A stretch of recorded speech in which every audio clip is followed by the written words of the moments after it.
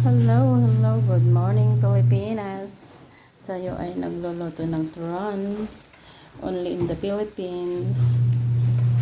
Ito po ay snack ng ating mga trabahador.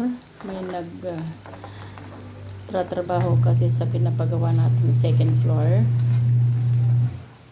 Okay, para sa ekonomiya ang ating pinapagawa. O, diba? Ayan, pwede naman kayong mag-order kasi masarap itong merienda. O, kita nyo naman.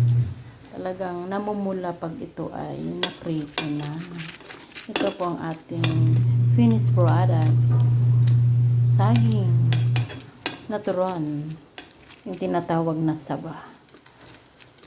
Pero kakaiba itong saba guys na niluto ko.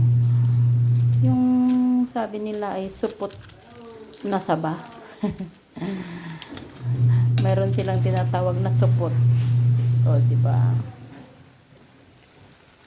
Malaman ang saging na supot.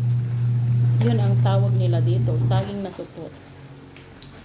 Papakita ko sa inyo bukas kung anong itsura kapag hindi pa nahiwa, para mapatunayan natin kung anong itsura nung saging na supot. O, diba? Ayan. Ayan guys, ang ating yummy saging na supot. Thank you for watching.